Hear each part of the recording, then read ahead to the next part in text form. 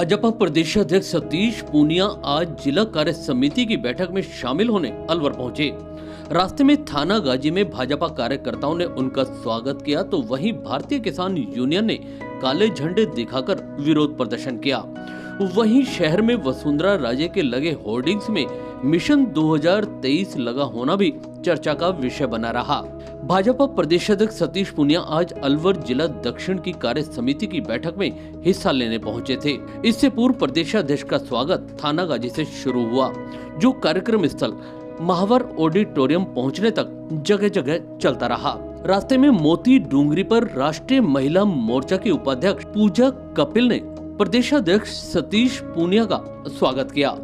उधर थाना गाजी में भारतीय किसान यूनियन द्वारा सड़क पर उनके काफिले को रोककर काले झंडे दिखाकर विरोध जताया गया।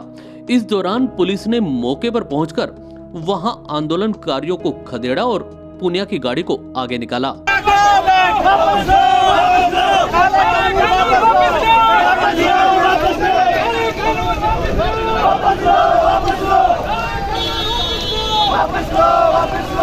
प्रदेशाध्यक्ष जिस रास्ते से अलवर पहुंचे वहां रास्ते में जगह जगह वसुंधरा समर्थकों ने वसुंधरा राजे की फोटो लगे बैनर लगा रखे थे और उस पर मिशन 2023 लिखा हुआ था। सबसे बड़ी बात यह है कि पोस्टर भी एक दिन पहले लगाए गए जब सतीश पूनिया का अलवर आने का दौरा तय हुआ और उस पोस्टर बैनर में अध्यक्ष की फोटो गायब थी। महावर ऑडिटोरियम में आयोजित जिला कार्य समिति की बैठक के बाद पूनिया सर्किट हाउस पहुंचे और पत्रकारों से बातचीत की। इस मौके पर गहलोत सरकार पर भी उन्होंने जमकर हल्ला बोला। क्योंकि इस पूरे कोरोना के कालखंड में देश के समक्ष एक बड़ी चुनौती थी, लेकिन भारतीय जनता पार्टी ने अपनी प्रदेश की कार्य समिति में भी, आज जिला कार्य समिति में भी प्रधानमंत्री मोदी जी को इस बात के लिए साधुवाद दिया है। इन विकट परिस्थितियों में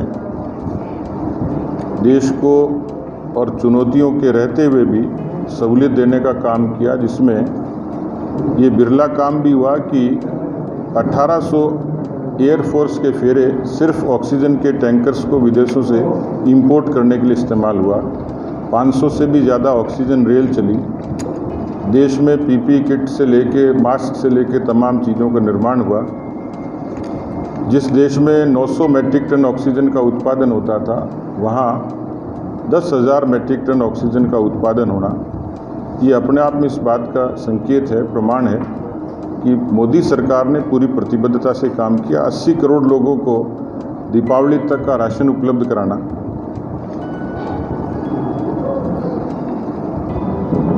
इस तरीके की तमाम उपायों से देश के लोगों में एक भरोसा पैदा किया। दूसरी तरफ राजस्थान की सरकार थी, न ऑक्सीजन का वितरण सही कर पाई, न दवाओं का वितरण सही कर पाई। आप लोग ही छापते थे कि किस तरीके से बेड की दलाली होती थी, किस तरीके से इंजेक्शन्स की और दवाओं की दलाली होती थी, कालाबाजारी होती थी। कुल मिलाकर इस 2.5 वर्षों के शासनकाल में इस कोरोना की चुनौती को ये सरकार ठीक तरीके से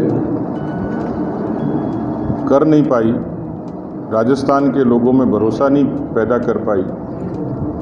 इन 2.5 वर्षों के शासनकाल में मुख्यमंत्री जी को लोगों को जन सुरक्षा देने के बजाय अपनी कुर्सी की सुरक्षा में ज़्यादा भरोसा रहा। इसी कालखंड में ये देखा कि ये सरकार 42 दिन बाड़े में बंद रही। मुख्यमंत्री लगभग 1.5 बरस से अपने आवास से और कार्यालय भी नहीं गए। कांग्रेस का जो अंतर्कलह और अंतर्विरोध है वो जगजाहिर है। उसका असर सीधा सीधा राजस्थान के शासन पर पड़ा और उसका असर ये हुआ कि अभी तक राजस्थान की जनता को ये नहीं पता लगा कि राजस्थान का गृह मंत्री कौन है। मुझे यहाँ के बहुत सारे कार्यकर्ताओं ने बताया, जिसकी जानकारी अलग अलग माध्यम से, आप लोगों के माध्यम से मिलती है, कि राजस्थान में इस समय यदि मुझसे पूछे कि सरकार की विफलता क्या है, तो कानून व्यवस्था एक बड़ी चुनौती है। कोई समय था जब राजस्थान को शांतिपूर्ण प्रदेश माना जाता था, लेकिन 5,23,000 मुकदमे ये दर्ज होना अपने आप में इस बात का प्रमाण है। अलवर में जिस तरीके से लगातार जिले में एक के बाद एक गैंगरेप और रेप की घटनाएं हुई हैं, मुख्यमंत्री जी आंकड़ों की जादूगरी जरूर करते हैं, लेकिन आंकड़ों से अपराध नहीं रुकते। और इस समय मेवात जिस तरीके से चुनौती बना हुआ है, साइबर अपराधों से लेके लव जिहाद, लैंड जिहाद और इसके इतर धर्मांतरण की जो बड़ी घटनाएं हुई हैं, जो पूरे मेवात को मिला लें तो मेरी अपुष्ट जानकारी जो है मैंने जो सुनी, उसमें लगभग 5 लाख लोगों का कन्वर्जन हुआ मेवात के पूरे क्षेत्र जिले में, मेवात जिसको हरियाणा बताते हैं जी। इतने बड़े पैमाने पर इस तरीके से पिछले दिनों जो साइबर अपराधों की घटनाएं हुई, जिन अपराधियों को पकड़ा गया, उससे एक बहुत बड़े रैकेट का खुलासा हुआ और भविष्य में भी शायद और ज़्यादा इस तरीके की चिंताजनक खबरें आएंगी। मैंने सरकार से कहा है कि मेवात को सरकार एक श्वेत पत्र जारी करे, ये बताए कि कितनी धर्मांतरण की घटनाएं हुई हैं, कितने लोगों की ज़मीनों पर कब्जे हुए हैं, कितने लोगों के महिलाएं बलात्कार की शिकार हुई हैं। दूसरा बड़ा मसला था जिस पर सरकार ने अपने जन घोषणा पत्र में भी कहा, राहुल गांधी जी ने भी कहा, यहाँ मालाखेड़ा की सभा में भी बेरोजगारी के बारे में भी कहा, किसानों के बारे में भी कहा।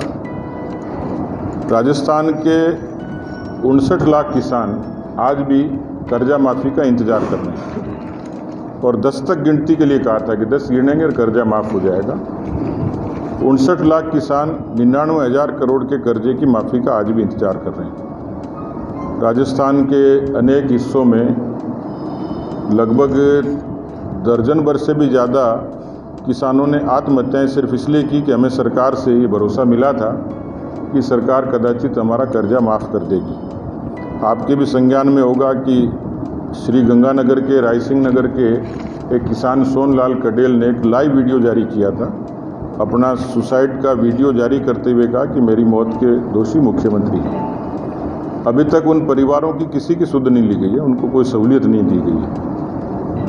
बेरोजगारी के बारे में मैंने उनका एक वीडियो देखा राहुल गांधी जी का, जिसमें रूप सिंह जी को उद्धृत करते हुए कहते हैं, रूप सिंह तुम्हारा नाम क्या है? रूप सिंह, क्या करते हो? बेरोजगार हो, सरकार आई तुम्हें नौकरी मिलेगी।